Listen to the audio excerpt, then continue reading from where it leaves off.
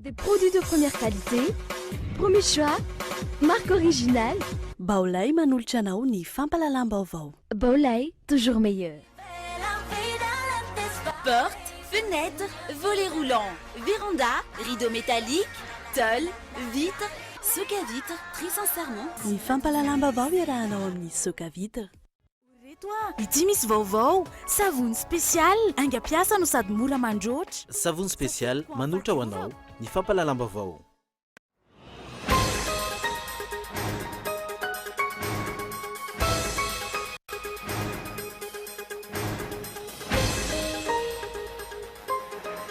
Indina dalabe amin'ny herinandro avy zao ny AFP na ny antso ho amin'ny fanavotam-pirenena aneo fa tena latsaka lalina anatin'ny fahatranan'ny vahoaka malagasy. Feno 20 taona androany ny diaben'ny fahafahana izay nitranga tamin'ny 10 Aogositra 1970. Tsy misy ny fanamarinana izany androany. Mbola tsy milamina ny rarasoa mamanina amin'izao fotoana izao. Androany nietsika ireo vahoaka tao anatin'ny fokontany fito any an-toerana. Efa misy fiantraikany ratsy amin'ny tontolo iainana sy ny biby fiompy ny fitrandrahana volamena any an-toerana.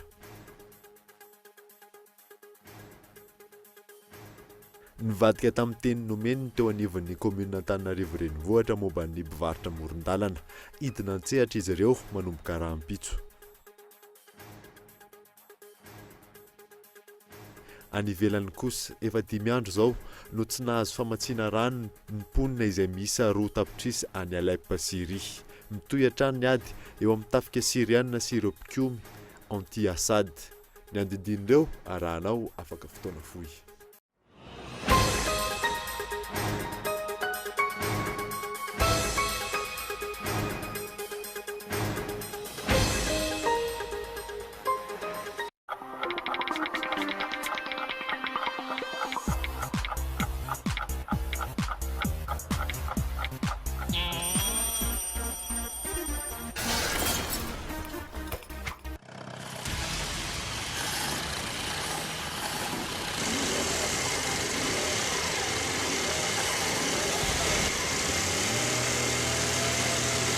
Votre moteur s'abîme trop vite?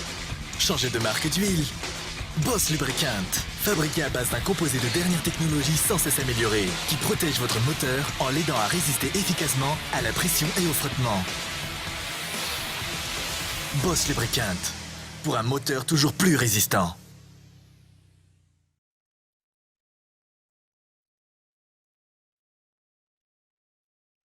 Oreto ity misy vaovao, savony spesial, aingam-piasa no sady mora mandroatra. Tena spesial tokoa satria vita avy amin'ny menaka natoraly, lamba madio ny tanana mandina. Fangaza ihany, mandrehitra tsy fanasana ny kojakojan-dakozia ihany koa ny savony spesial. Jereo angiza ato izy aza miandry n'intsony, takeo eny amin'ny varotra mahazatra anao. Savony spesial, safidiko amin'ny fadiovako. Tu crois qu'elle est comment, la vache qui fait du curry? Elle est tout carrée comme le curry. Ou alors elle est rallongée pour faire plus de boulets. Moi je crois qu'elle a un masque et une cape bleue. C'est une vache super-héros en fait. Trop bon. Du lait, de la crème et plein d'imagination. Kiri, kiri, kiri. Le groupement des femmes entrepreneurs de Madagascar et les femmes entrepreneurs de Nosy-Be sont heureuses de vous inviter à la foire Zilang du 11 au 13 août 2016 à Nosy-Be. Vitrine du savoir-faire des femmes entrepreneurs, cette foire vous permettra de découvrir Nosy-Be autrement. Vous êtes entrepreneur, ceci sera l'occasion pour vous de rencontrer des partenaires d'affaires et de connaître le terroir et le savoir-faire de la population nosy-béenne. 300 exposants et près de 3000 visiteurs sont attendus. Alors rendez-vous à la cour de L à Nosy-Be du 11 au 13 août prochain. Manan Vanou, Mandjous.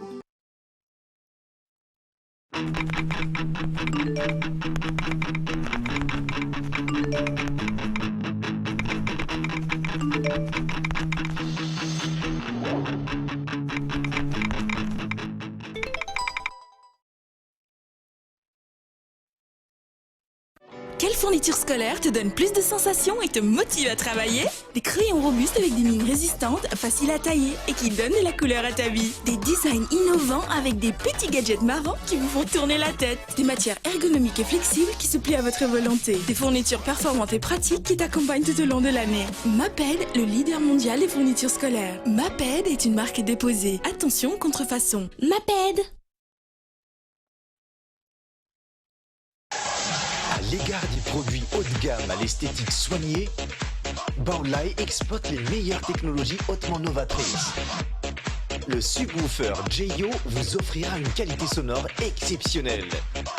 Son design épuré, sa forme compacte et son élégance s'invitent en toute harmonie dans votre salon pour profiter du meilleur acoustique. JYO, représentant exclusif, Baolai. Baolai, toujours meilleur.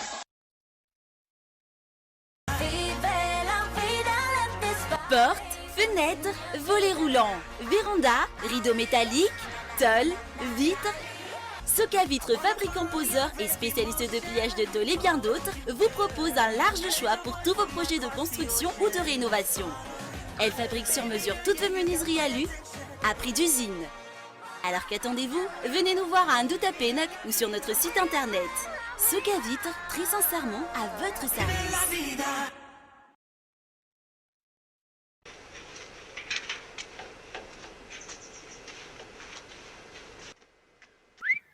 Tsara kosa izy zany. Ino io loko io azafady?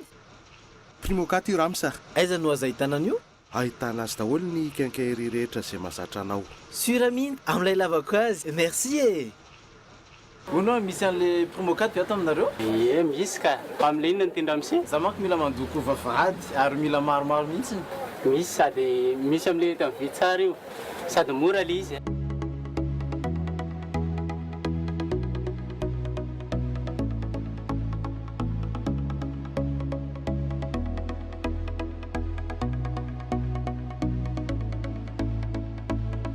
Miss peinture à locaux les Primokat hein.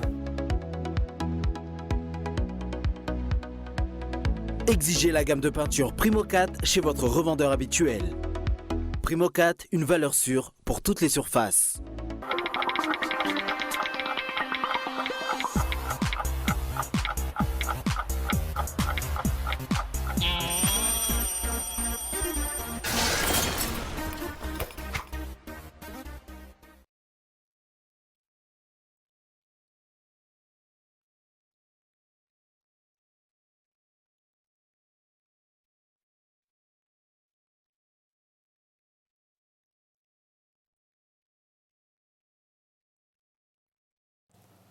Finaritra tompoko lasy tompoko vavy tonga so eto amin'ny fampahalalam-baovao ny Cool TV izao alina izao ety am-piandohana dia atsidika aminao fa manambahiny ny sampana fampahalalam-baovao fa alohany andraisantsika ny vahiny dia hidina an-dalambe amin'ny herinandro avy izao ny AFP na ny antso ho fanavota amin'ny pirenena fidinana izay anehoana izy ireo fa latsaka ankaterena sy anatin'ny fahantrana tanteraka ny vahoaka malagasy. Mikael Ramarla.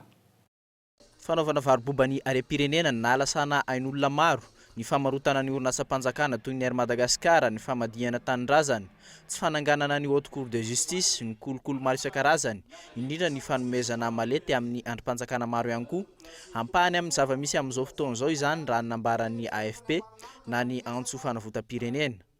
Mahatsapa fa tratran'ny teritery ny vahoaka antony etsehany vondrona maro isan-karazany izany toy ny antoko politika ny fikambanan'ny mpivarotra sy syndika maro. Manoloana izany isy ny fidinana an-dalambe ho ataon'ny antso fanavotam-pirenena anehoana fa latsaka lalina amin'ny fahantrana ny mponina eto Madagasikara. Nampatrevitra ary izahay fa iroso amin'ny fampiasana ny fahefam-bahoaka arak'izay voalaza amin'ny lalam-pandroena. Hitondra pirofo mivatana amin'ny alalan'ny etsy-bahoaka isika fa tena mandihy fahantrana tokoa ny vahoaka malagasy amin'izao fotoana izao.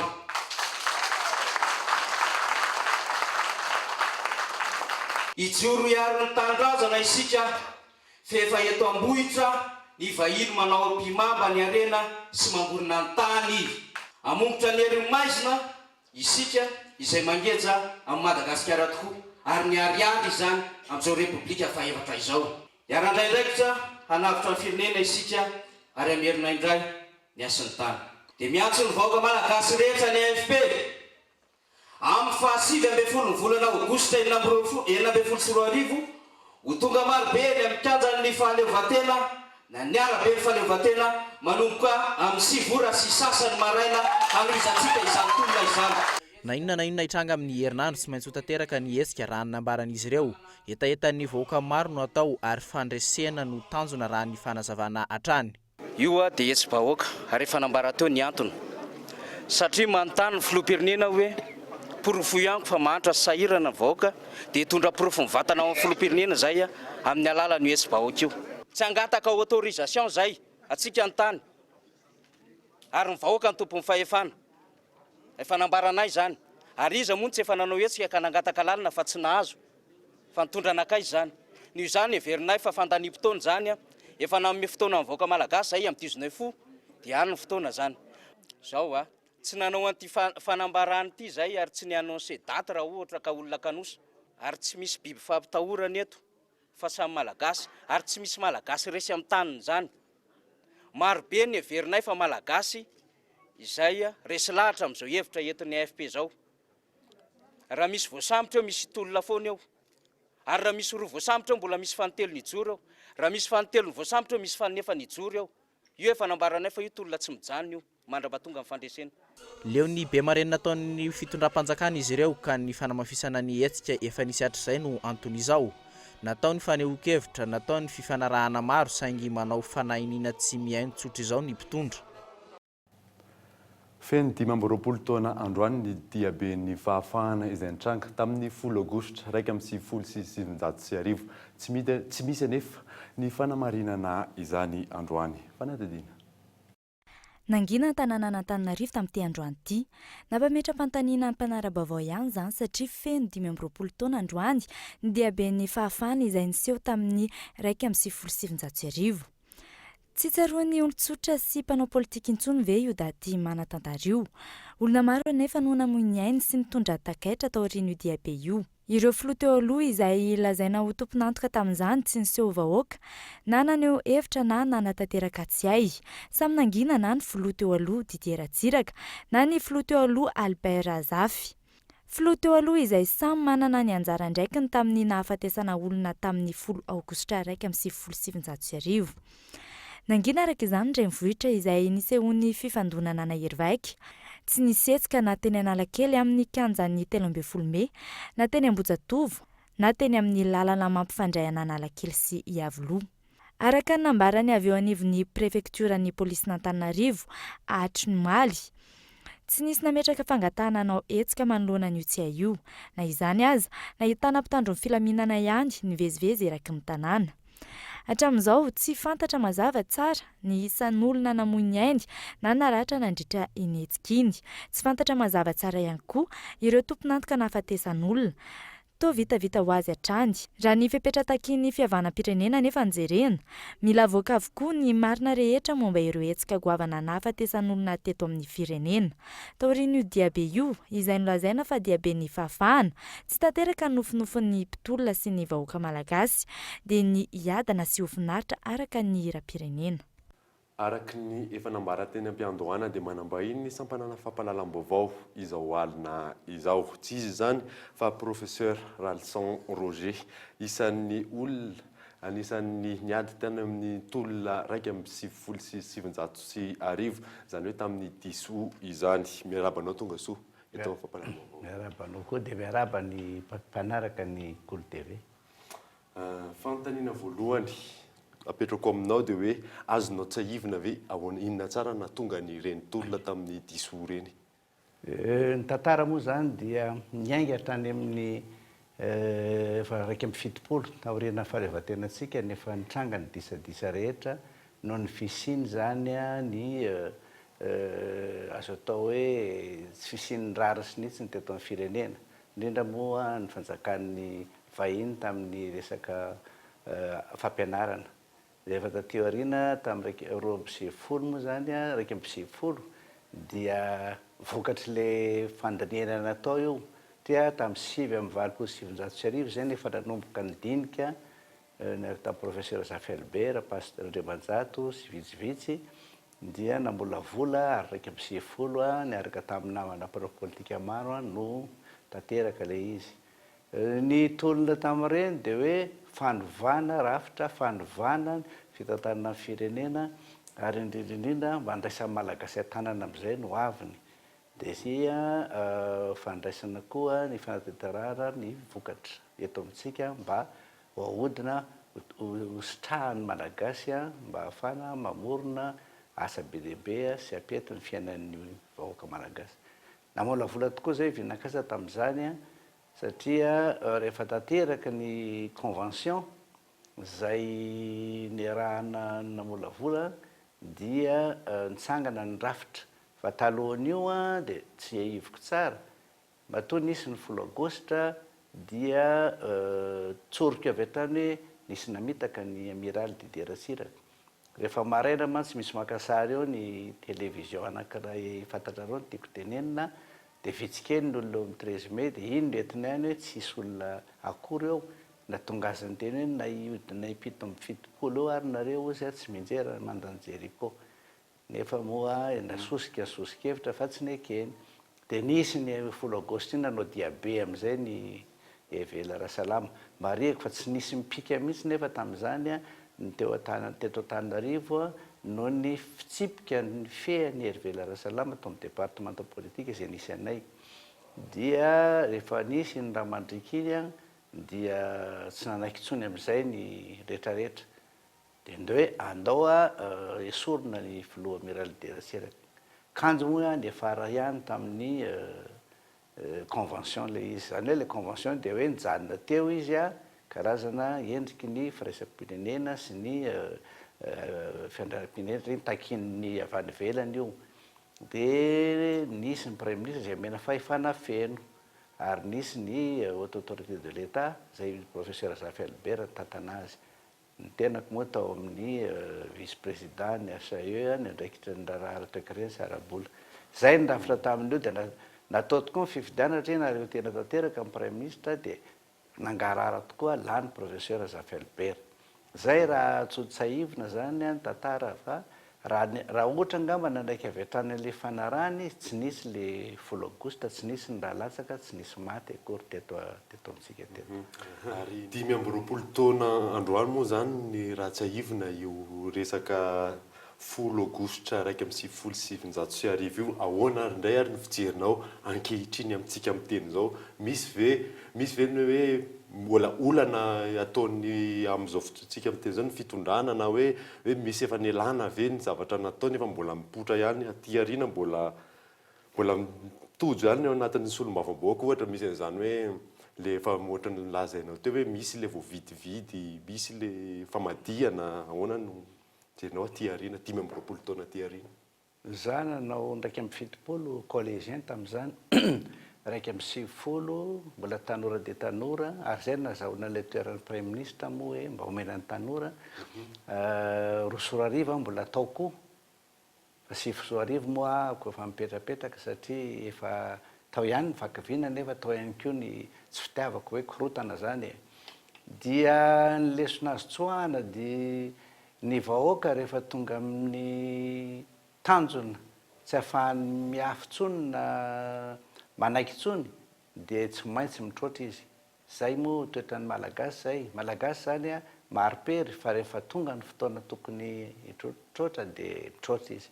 Ka izaho manao fampitahana mitovitovy tamin'ny ainana tamin'ny 170 no ny ainana amin'izao fotoana izao. Indrindra amin'ny fiakaran'ny vidim-piainana zay miakatra tsy akijanona ary indrindra any amin'ny tena hain'ny vahoaka mihitsy ny tena fandehanana n'ilay izy. Nefa ny fahefa-mividy tsy misy mihena fahefa-mividy. Itsika moa hitako ny fanjakanjakan'ny vahiny indrindra moa amin'efaka solika ny ara-pamaritana eny atao hoe fisitana na privatisation dia hoe fifaninanany fa tovy daoly ny vidin'izao zay lalaovintsika eto. Ka izay rehetra izay zany any amin'ilay haintsika mihitsy ny asiny dia io koa fa mampiakatra ny jirama satria mampiasa solika. Ka za mahita efa miakatra le hafanapon'ny olona ary ohatran'ny rano mangotraka anaty vilany io ka rehefa anina mipoaka zay le hoe mipoaka ny sarim-bilany iny ka za zany mana mihitsy ary za to hanao antsoavo mila fitandremana zahatra mitranga am'izao fotoana zao tsy tokony apetraka am'izay ny ambopoa tokony andinika tsara mihitsy hoe inona ny zavatra ataotsika saorana ianao dia mandram-peona indray andriamatoa misaotra toko dia misaotra nanao reo nanasany tenako dia misaotra koa ny mpanaraka ny vaovao Mikolo TV. Mamany olana amin'ny fananantany ve ny fanjakana io ny fanontaniana napetraka tamin'ny olona miisa 700 ka ny 520 isanjato amin'izy ireo milaza fa tsy mama satria miamary ny ady tany eny amin'ny fitsarana eny amin'izao fotoana izao. Mikael Ramanola. Miteraka olana trano ny fananantany eto amintsika antony nanaovana agence capsule sy ny Mikolo TV fanadihadiana. Olona 700 no nametrahana ny fanontaniana mitovy manao hoe mamany olana amin'ny fananantany ve ny fanjakana. Ny 520 isanjato no milaza fa tsy mamaha izany ny fanjakana satria mihamaro ny ady tany eny anivon'ny fitsarana.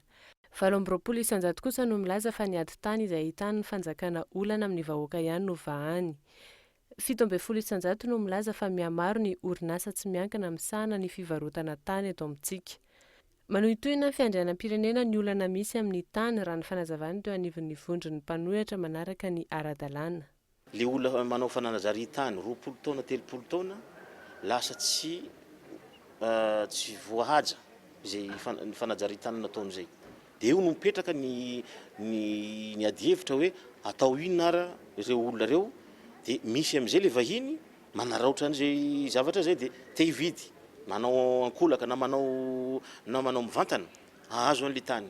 Dia eo zany lasa hoy zaho tamin'ny voalohany hoe voatohitohina ny fiandrianam-pirenenantsika malagasy raha tsy misy lalàna matotra tsy entitra ary tokony hisy fampiresahana ifampidiniana amin'ny vahoaka mikasika ny resaka fananantany io eto Madagasikara. Ny solombavambahoaka mapara lany tany Ambato Finandrahana Kristina Razanamasoa indray nilaza fa izay mahapositra ny mpitondra ihany no vahany. Dia voatery zany le fanjakana rehefa manoloana ny hetsika ataony ny vahoaka any amin'ilay toerana izay ianjadiny inona moa ty fanapahan-kevitra tsy tokony ho ataon'ny fanjakana tsy hifanaraka koa zana amin'ny eritreritra na amin'ny fomba malagasy na ny lalàna dia voatery manao vahaolana vonjy-maika foana. Izay foana zany no ataon'ny fanjakana io, fanjakana pompier mpamono afo azy tady solution tip-top hoe ato ary zany aloha le ato hoe ataovan'izao ary zany le aty hoe fa fanjakana tsy afaka mihitsy mba hanome vahaolana maharitra izy io. Ary zay ny tokony hojeren'ny fitondràna ankehitriny na ny mpitondra Florajanahary zany hoe rehefa amin'ny ekipa amin'ny gouvernement na gouvernement hita hoe tsy mahatotosa ny mission tokony hoesoriny ary na efara aminy izy filoha mihitsy mako zao izay mbola mikonsone andreo exécutif eo amindreo tokony izy mihitsy koa zany no tokony ametra-pialana rehefa hitany fa hoe tsy mahomby izy. Manamarina izany ny hetsika maro ataon'ny vahoaka Etseroa. Raha ny zava-misy ireo olona mahitahitana ihany koa ireo vahiny no mahazo ny tany eto Madagasikara. Lafim-baovao hafa kosa indray dia orinasa vahiny hafa indray no mamokatra herinaratra eto Madagasikara amin'ny faraparan'ity taona 2024 araka ny hita tamin'ny tranokala mahakasika ny herinaratra. Mpandraharaha vahiny Turk miara-miasa amin'ny orinasa tsy miankina iray eto an-toerana io mamokatra herinaratra io ary mahatratra 20 megawatt no kendrena amin'izany. Lili Rabiata. Taorindra orinasa vahiny maro mpamatsy herinaratra ny orinasa malagasy Jirama, anampy azy ihany koa ny orinasa vahiny Turka Aksa. Araka ny hita tao amin'ny tranokala iray, amokatra herinaratra hatramin'ny 20 megawatt io orinasa io ary feuille no ampiasaina. Ny orinasa tsy miankina Aksaf Power no hiara amokatra io herinaratra omena ny orinasa Jirama io manomboka ny faraparan'ity taona ity ary haharitra 20 taona. Ny 270,520 isanjato amin'ny famokarana herinaratra io no anjaran'ny Jirama ary ny ambiny ho an'ny Aksaf Power. Hatreto anefa tsy fantatra mazava ny fifanarahana nataon'ny fanjakana tamin'ny alalan'ny orinasa Jirama amin'ny orinasa vahiny io. Ohatrinona no hividianan'ny orinasa Jirama ny kilowattheure amin'ny orinasa io. Ho mangarara ve ny fifanarahana sa ho tahaky ny fifanarahana nataon'ny Jirama tamin'ny orinasa hafa tany aloha izay tsy nampahafantarina ny besin'ny maro. Ny Jirama ve no handray an-tanana ny famindrana ny fitaovana ampiasain'ny orinasa io sy ny famerenan'ireo fitaovandreo. Ny jirama ihany koa ve no isana ny fikarakarana sy ny fikojakojana amin'ny fitaovana ampiasaina. Ireo hatreto tsy mbola nahazoana fanazavana. Tao anatin'ny valo taona nisiny tamin'ity taon'ity vao nisy olona natolotry ny fitsarana vokatry ny raharaha famitsim-bola teto Madagasikara hoy ny nambaran'ny tale jeneralin'ny Samifina tamin'ity androany ity. Fanadidina. Tsy manaraka ny toetry ny andro ary mbola tsy ampy ny lalàna momba ny famitsim-bola eto amintsika. Mitakezaka sy fahavononana ny fanarenana izany mba hisiany vokatra azo sapain-tanana. Ho hitan'ny vahoaka ny valin'ny fanadihadiana ary ho tratra ireo lohany amin'ity resaka famitsim-bola ity. Ny andramena no ahitana famitsim-bola mantam-pitrisa maro ary mifaningotra amin'ireo mpanondrana lavanilina sasany. Eo ampanaovana fanadihadiana miaraka amin'ny mpitandro ny filaminana ny Samifina makasika ity raharaha ity ary andrasana ny vokatra.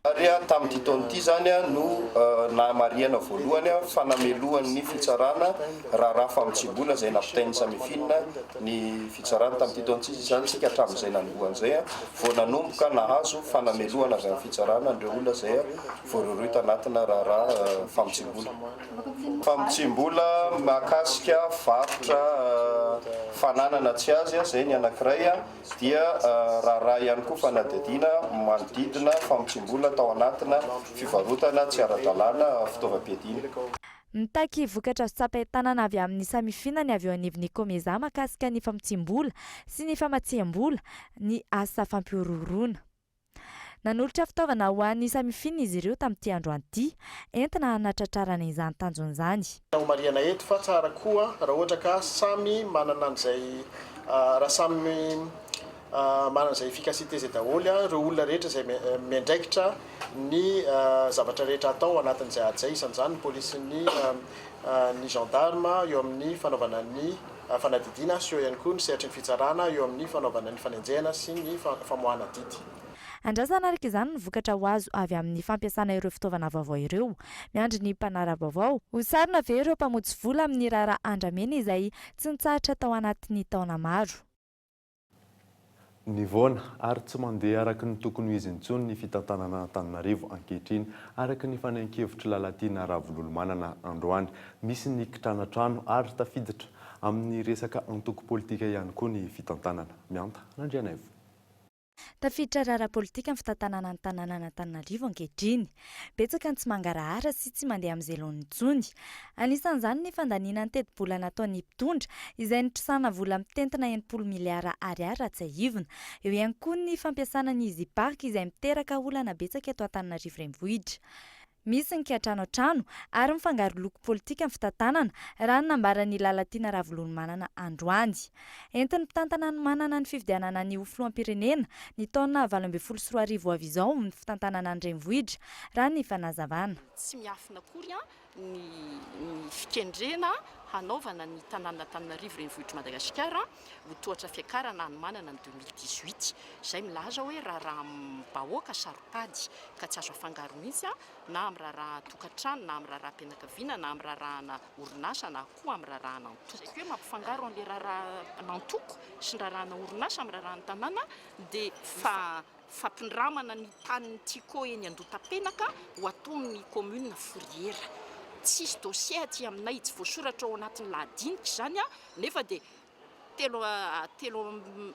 telopolo minitra alohan'ny ravan'ny session extraordinaire dia milatsaka izany hoe andraisy fanapa-kevitra teo. Araka izany izy ny dinidinika ho ataony sabotsy ho avy izao amin'ny roa tolakandro etsy amin'ny tranom-pokon'olona Analakely. Entina iresahana sy anehoana hevitra manoloana ny fomba fitantanana ny tanàna Antananarivo. Araka ny lohateny baovao teo dia nivadika tamin'ny teny nomeny teo anivon'ny commune Antananarivo renivohitra manoloana ireo mpivarotra amoron-dalana nomeny izy ireo fahazoan-dalana hivarotra hidina antsehatra izy ireo manomboka raha ampitso. Iona saina. Nivoaka ny fanapahana avy amin'ny commune Antananarivo renivohitra tsy azo hivarotany mpivarotra fitaovam-pianarana indray ny sisin-dalana eny Analakely manomboka rahampitso. Raha toka misy minimandika izany hiditra antsehatra ireo mpiasan'ny fivondronana androaka ny mpivarotra tsy manara-dalàna. Afindra any Ambonjatovo sy Antanimbarina riny izy ireo raha ny fanazavana. Ireto farany izay tsy manak izany fanapahan-kevitra izany.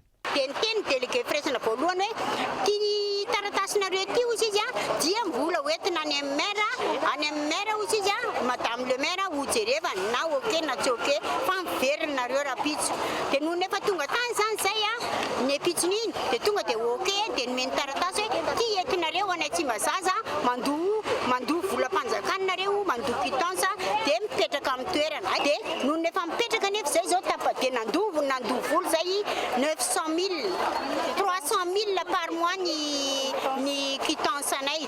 Le zavatra gatanay zany a zay mba hoe tianay zany a hoe tsy ala eto amin'ny placenay zay satria zay efa nahazo alalana hivarotra ety amoron-dalana dia efa nanaraka ny fepetra tokony hoarahanay zay farizareo indray zany tsy mety fa hoe any Ambohijatovo na mba tambarina andriny zay no mivarotra dia izy nefa tsy mety aminay satria ety ihany mahazatra ny client anay.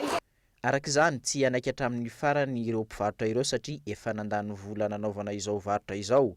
Misy amin'izy ireo koa nampiasa vola ka nindrana vola tamin'ny banka hanatanterahana izany varotra izany. Ny alaona pitsra jam mazdasy ny polisy municipal sy any anany atsara lalàna makanao eo raha dia miakatra tribunal zay tsatsa tsy azo tsony mety eny sasan'olona daholo. Zany tompo dia mangataka zay a zay ananan'olona ananan'olona vola zay anana banky vola zay ananany karana trosana kaye zay ananany vola be zay ataona enzy ireo entan'ireo faranapozinay hoe ohatr'izao ka tsy nisy hoe tsy nahazo alalana zay ka tsy nahapozinay hoe tsy nisy zany a tsy mivarotra teto zay fa matoa zay mivarotra teto a dia ara-dalàna daholo ny zavatra nataonay rehetrarehetra nahazo alalana zay a dia zay no mahatonga anay. Mampametra-panontaniana ireo mpivarotra amoron-dalana ireo ny fanapahan-kevitra ireo mpitantana eo anivon'ny komina Antananarivo renivohitra izay miovaova hatrany raha tsy hivina. Mpivarotra miisa 50 no nomeny komina alalana manokana hivarotra fitaovam-pianarana amoron-dalana mandritra ny 17 andro. Ankehitriny ny voahevitra ireo mpitantana nefa ny vola efa voaloha. Aina ny sy fifandonana eo amin'ireo mpivarotra amoron-dalana sy ireo mpiasan'ny fifondronana rahampitso amin'ity raharaha ity. Mbola tsy milamina kosa ny raharaha soamamanina amin'izao fotoana izao. Androany nietsika ireo vahoaka tao anatin'ny fokontany 7 any Antoerana tsy anaiky hatramin'ny farany izahay hoy izy ireo. Fanadiny Gaetan Andriatsilavo.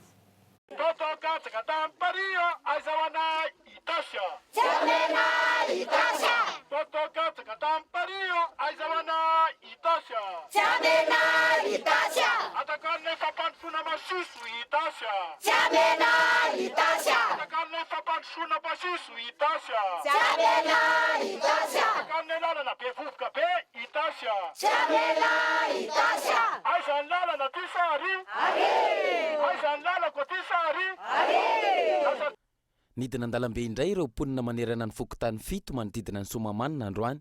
Angatana izy ireo ny fanafoanana ny fanomezan-dalana hitrandraka omena ny vahiny, ny fampiatoana ny fitrandrahana ary ny fanesorana tsy misy atakandro ireo sinoa any an-toerana. Nefa dizao no mampanehelo. Atahoana mo fa samy manana isainy ny olombelona eto ambonin'ny tany. Raha hianatra izay ka ampianarina mafy aninona hitondra ny tasy fanjakana ametraka azy eo amin'ny toerana fahitadoka sy rereny Madagasikara. Nefa indrisy nefa amin'ny fotoana izao dia nisy ny nania ary nisy ny tsy mena vaty. Ny tolona dia zay vehivavy nafantotra ohatrazao aza dia tsy mijanona amin'ny tolona mandrapahafatinay amin'izao famoretana ataony vahiny izao. Izana ny ainay aza na moreg na morag na morig raranay Ankoatr'izay, mikasa ny anitatra ny fitrandrana ireo sinoana toerana hoe ireo mponina. Misy amin'izy ireo ny tambazana vola hanao sony fanekena ny fitohizany ny fitrandrahana. Raha ny fanazavana 5,000 hatramin'ny 5,000 ariary izany. Ny vétérinaire Soamamanina, mpiandraikitra vétérinaire Soamamanina dia olona avy eo Ambato mitsangana tsy nanana Soamamanina mizaran'izany vola mandehandeha an'izany. Amin'izao tsika amin'ny teny izao. Tamin'ny herinandro izy nanao an'izay zavatra izay. Dia le olona izay mandray tonga dia raisiny ny anarana dia forceny dia tsy mety forceny anasony. Dia avy eo lesony nefa ny fantatra tsara avy eo lesony scaneny dia afindrana renana reto hoe reto ny manaiky. Nefa ny olona fantatra fa tsy manaiky an'ilay izy ary zay fa impiry ny teny taminy atao suffrage direct io raha sanareo fa tsy mety anao izy. Tafiditra manatin'izany ireo olom-boafidy sy tompona andraikitra maro ao an-toerana ho hiatrana ireo mponina ireo ary misy amin'izy ireo no mandrahona ny anakadra ireo tsy manaiky ny tohizan'ny fitrandrahana. tsy anaika hatramin'ny farany izahay na eo aza izany rehetra izany hoy ny filohan'ny ivona mbola hitony etsika ary tsy hifarana raha tsy miala ireo sinoa sy ny fitaovana rehetra any an-toerana. Ny etaetan'ny vahoaka zavatra tadiavan'ny vahoaka dia tsotra ihany. Ny fialan'ny sinoa tsy misy atakandro eto amin'ity toerana ity mampitsahatra an'iny ary eto zany tsy mitsahatra fotsiny fa tena miala tanteraka ny dikan'izay ary ny manafoana tena foanana mihitsy zany ny permis ny fahazoan-dalana izay nomeny fitondram-panjakana ireo sinoa ireo satria tsy mazava ary hita fa tsy misy tombony ho an'ny vahoaka. Mba tsy lazako hoe ny commune ny Somamanina fa ataontsika ny fitondram-panjakana mihitsy ny kitapom-bolam-panjakana raha mahazo folokilao izy ny enina ho an'ny kitapom-bolam-panjakana zay mahakasika makaty amin'ny commune Somamanina. Inona problème nandromo eto amin'ny aventina mampandroso ny commune Somamanina izy ny tabataba eto farafaratsona zany fa tsy misy mazava zany tsisy fantatra mihitsy mikasika zany. Ary zany olona nanao ny sinoa reke za miny fa olona tsy mbola nandigana taty amin'ny toerana Somamanina ty kory ny faladiana tsy nitsaka te fa tonga dia sinoa fotsiny ohatra ny mampiady vahoaka zany. Mbola tsy milamina araka izany ity fitrandrahana volamena eto Somamanina ity vonina ny tolona hatramin'ny farany ireo vahoaka.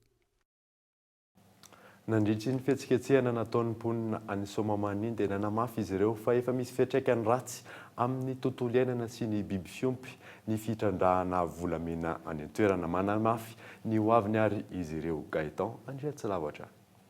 Tatoato ny antony fitrandrahana eto Somamanina na izany aza efa hita sahady ny vokatratsiny eo amin'ny tontolo iainana. Isan'ny mampitaraina ny mponina any an-toerana voalohany amin'izany ny ranon'ny Kialarina. Maloto, tsy azo anasana lamba intsony ary misy fiantraikany amin'ny fahasalaman'ny biby fiompy izany. Ny ranon'ny Kialarina moa hatramin'izao na dia efa lazaina raha fa hoe mitsahatra dia mbola hita ihany fa mbola maloto ho an'izay mpandalo rehetra dia mbola hita fa maloto. Ny ombonay raha sendra mandalo any ka misotro rano dia mararirary tsy hay tsy fantatro zany maty moa dia reny efa rano hety reny fa nisy maty kotrany. Ny ritra ny maloto takan'iny mitosaka midina any ambany any rehefa satria ohatra ny anaovany pari dia alekany eo ilay masiny dia avy eo da tany indray rehefa anina dia ripotaka mihitsy sotrony omby amin'iny ambany rehetrarehetra iny omby fa ny olona nga azo atao ninona na sasalamba ninona fa tsy mety foany ary le rano amin'ny vokatra le amlina azy ery amin'ny tanimbary amin'le tatatra be nataony dia miekely ary mety ho ritra eo raha izao no mitoy rehefa rahany be iny. Mety hiteraka loza ho an'ny olona ny biby fiompy ary ny tontolo iainana. Ny lalana rehetra izoran'ny ranon'ny Kialarina araka izany ny fanariana rano maloto amin'ny ranon'ny Kialarina atao ny fitrandrahana ao Somamanina. Angatany ireo mponina any an-toerana vokatra izany ny mangarahara momba ny fanariana rano avy nampiasain'ny orinasa. Mifandray amin'ny ONB, Ecoop, Betsiboka mialohan'ny atongavany amin'ny Canal de Mozambique ny ranon'ny Kialarina. Kominina maro amin'ny faritra Itasy, Bongolava, Betsiboka ary Boeny ihany koa no voakasiky ny rano maloto avarina ao amin'ny ranon'ny Kialarina io. Tontolo iainana izay hatrany dia tsy afa-po tamin'ilay tatitra nataon'ny fitondrana rajonary mampianina ny sekretarian'ny CITES nanolo-kevitra izy ireo ny amin'ny tokony anakanana ny fanondranan'ny Madagasikara zavaboary voasoratra ao anatin'ilay fifanarahana. Boaza Razanatsoa. Ny talatalasa teo namoaka tatitra ny sekretarian'ny CITES taorian'ny nandefasan'ny fitondrana rajonary mampianina ny tatitra izay notakiny momba ny fanadiovana ny azo sarbidy eto amintsika. Amin'ny ankapobeny tsy nahafa-po azy ireo ny tatitra nalefan'ny fitondrana malagasy. Noho izay antony izay, nanome tolo-kevitra ho an'ny komity maharitra ny CITES ny sekretariany. Tolo-kevitra mirona makany amin'ny fanamafisana ny sazy miatra amin'ny firenena malagasy. Araka ny tolo-kevitry ny sekretarian'ny CITES, tokony tazomina tsy mahazo manondrana zavaboary i Madagasikara, mandra-pataterahany ny fepetra rehetra izay notakiana taminy. Ohatra amin'izany ny famitana ny fanisana sy tokona azo sarbidy, toy ny andramena, ny palissandre ary ny bois d'ébène. Isan'ny tolo-kevitra navoaka ny sekretarian'ny CITES ihany koa ny tokony anagiazana ny fanondranana, mandra-pahitana samy vaingana avy amin'ny fitondrana malagasy, amin'ny ady amin'ny fanondranana tsokosoko ny azo sarbidy. Manara-maso akaiky ny raharaha misy izy ireo, mijery raha toka ampiarina marina ve ny lalàna, misy olona voasambotra, voatsara ary ny gadra ihany koa. Amin'ny volana septambra ho avy izao no hodinian'ny CITES any Johannesburg, Afrika Atsimo, ny momba ny Madagasikara. Aorian'io fivoriana io, ho fantatra ny sazy hatra amin'ny firenena malagasy.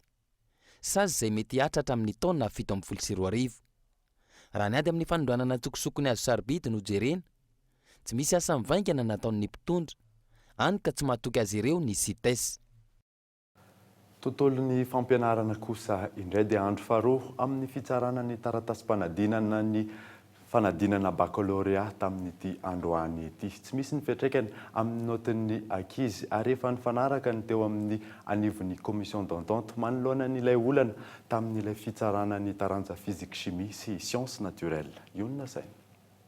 Tsy fantatra mazava ny olana sy ny fahadisoana tamin'ny fitsarana ny taranja physique chimie sy ny sciences naturelles. Ny eo anivon'ny commission d'entente ny tompona andraikitra amin'izany. Efa nifanaraka ireo ary nama izany raha nambaran'ny talen'ny fanadinana nasionaly Olivier Coutoarson. Io moa izay amin'ny commission d'entente sady ny commission d'entente igi tsisy zavatra confidentiel foana daholo zany zavatra resahan'ny correcteur ao anatiny. Fa io moa hoe tena hoe ny correcteur zany no maso mandidy amin'izay noty apetrakany ho an'ny candidat. Dia averindreo mandeha le hoe mba hampitovy zay ny ilana le commission d'entente io mba hampitovy lenta ny candidat rehetra eo amin'ny fametrahana mba hitovy zany ny fomba fametrahan'ny correcteur ny noty. Ny fiandohan'ny volana septambra ho avy izao no hiditra amin'ny délibération ireo mpitsara ny fanadinana baccalauréat. Ny faharoa amin'ny volana araka izany no fantatr' ireo mpiadina ny valin'ny fanadinana nataon'izy ireo. Any amin'ny faritra kosa indray dia mikorotana androany ny tobo miaramila ao amin'ny faritany Mahajanga ny antony. Trano miaramila ny misotro ronono manodidina ny 30 tafo teo no narodana ka simba hatramin'ny entana tao anatiny mienjandro ny tady eo amin'ireo miaramila misotro ronono sy ireo miaramila amperinasa amin'izao fotoana izao. Fanampana zavana. Nirodanina fokoa ny tranon'ireo miaramila misotro ronono ao amin'ny camp miaramila Androva io maraina io. Akoky ny fampiarana didy avy amin'ny fitsarana hoy ny général ny tafika malagasy amin'ny faritany miaramila fahaefatra ao Mahajanga no antony izao fandrodanina sy fanesorana ireo miaramila fisotro ronono ireo sy ny fianakaviany amin'ny trano fonenany. 30 mahery ireo trano sy fandrodanina ary nesorana hatramin'ny varavarankely sy ny fanampitena ireo entana tao anatiny moa izany rehetra izany. Korotana ary ayay an'ireo mponina sy ireo adina miaramila sy ny fianakavian'ireo miaramila misotro ronono ireo raha nahita fitetika ny mpitandro filaminana naman'izy ireo ity. Filanjana basy no hitan'izy ireo vao maraina raha vao miboky ny trano izy ireo. Raha ny fantatra nefa dia baiko avy amin'ny mpitondra fanjakana sy ny ministeran'ny afera voam-pirenena izay nampiarina izao hoy ny fanazavana azo avy amin'ny tompony andraikitra. Hatramin'ny mpanao gazety izay tonga tena toerana dia tsy misy navy niditra atao anatiny tompony miaramila faritany miaramila fahaefatra raha naka ny fanatom-baovao mahakasika ny fandravana trano amin'ny tompony ity. Anany taratasy mazava nefa misy ny mpitandro filaminana mba toa miroso amin'izao fotoana izao. Itakilany kosa nefa ny vahoaka dia mizingizina fa efa niakatra tena ilay fiterana ity raharaha ity ka tokony miandry ny fiterana voaka ny miaramila afaka miroso amin'ny fanesorana azy ireo. Itony ireo vahoaka izay mipetraka sy ireo miaramila misotro ronono nefa ny fanesorana azy ireo fa kosa tokony mba andrasana ny fiterana izay mivoaka. Hatreto aloha tsy mbola voaray an-tanana izany fiterana izany. Tapitra hoy ny général ny tafika malagasy sy Andriamato Johnson ny fanadiovana tao anatin'ny toby mba ho fiarovana ny filaminana sy ny ireo fitaovam-piadiana ao anatin'ny toby ireo ka hiditra ireo na ny fanesorana ireo mponina manodidina ny toby. Herverana Matso, ho any fitadiavitra Kolo TV sy Kolo FM. Vaovao iraisam-pirenena kosa indray dia efa 5 andro zao no tsy nahazo famatsiana rano ny mponina izay miisa 2 tapitrisa eo ao Alep Syria mitohy hatramo ny ady eo amin'ny tafika siriana sy ireo mpikomy antia sady efa nandritry ny 2 volana izao. Fanadadina eo amin'ny sariny France 24. Amelan-kehitriny ny famerenana ny fifampiresahana ny Syria manoloana ny ady izay ny mafy tao anatin'ny 2 volana izao. Mitohy hatrany ny fifandonana eo amin'ny mpikomy sy ny tafika siriana. Miteraka olana eo amin'ny mpono ao Alep izay miisa 2 tapitrisa izany. Tapaka ny famatsinan'ny rano ny toerana tao anatin'ny 5 andro. Ny fahasimban'ny toby izay mamatsy rano ny mponina ao Alep vokatry ny ady ny toerana no natonga ny fatapahan'ny rano izay. Ahina hiteraka aretina ihany koa izany raha ny fanazavan'ny firenena mikambana. Ireo ankizy no tena marefy manoloana ny hafanana miseho indrindra ny andro-atoandro. Manoloana izany manao antsoavy ampitsahatra ny ady any Syria ao anatin'ny 27 ny tompona andraikitra misana ny maolona Stéphane O'Brien. Everin'ny firenena mikambana ho an'ny ankizy fa ahafahana manamboatra n'izay toby izay ny 2 andro fampiatoana ny ady. mitaky ny fahatongavan'ny fanampiana toerana ihany koa Washington sy Paris manoloana izany. Mihamafy hatrany anefa ny ady toerana tao anatin'ny iray volana izao. Fikajinan'ireo toerana stratéjika noho ifamaliany anti-Assad sy ny tafika siriana. Anisan'izany ny tanàna Ramose izay efa eo ampelantanan'ny tafika siriana amin'izao fotoana izao. Mbola ito ny fifandonana any Alep ary efa ny tombo 3 arivo ireo mpikaramanady nanampy ny tafika siriana ankehitriny. Alohan'ny sarana dia averina aminao ireo vaovao nisongadina tamin'ity androany ity. Idina andalambe ny herinandro avy izao ny avy eo amin'ny AFP na ny antso ho fanavota amin'ny pirenena. Anio ny tena fatafalatsaka lalina ao anatin'ny fahantrana ny malagasy. Feno amin'ny 25 taona androany ny diaben'ny fahafahana izay nitranga tamin'ny 10 aogositra 1970. Tsy misy anefa ny fanamarinana izany. Mbola tsy milamina ny raharaha soamamanina amin'izao fotoana izao androany. Nietsika ireo vahoaka tao anatin'ny fokontany 7 tany antoerana efa misy fiantraikany ratsy amin'ny tontolo iainana sy ny biby fiompy moa ny fitrandrahana volamena any antoerana. Nivadika tamin'ny teny nomeny teo anivon'ny commune Antananarivo renivohitra momba ny fanomezan-dalana ireo mpivarotra amoron-dalana. Hidi tandrehatra izy ireo manomboka raha ampitso. Dia izay namarana ny fampalalama vaoantsika tamin'ity androany ity. Nankasitrany ianao nanaraka izany hatramin'ny farany. Soava miona tompoko.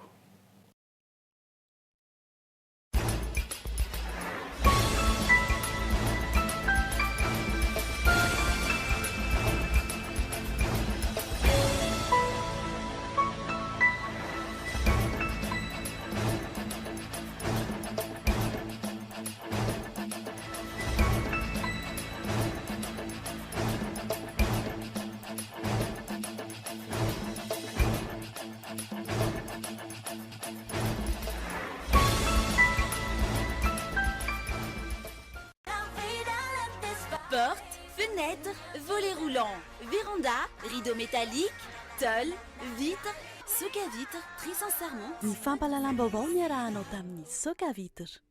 Des produits de première qualité, premier choix, marque originale. Baolay nanolotra anao teo ny fampalalam-baovao. Baolay, toujours meilleur. Ity misy vaovao, savony spécial, aingam-piasa no sady mora mandroatra. Ny vaovao dia nankafizinao niaraka tamin'ny savony spécial.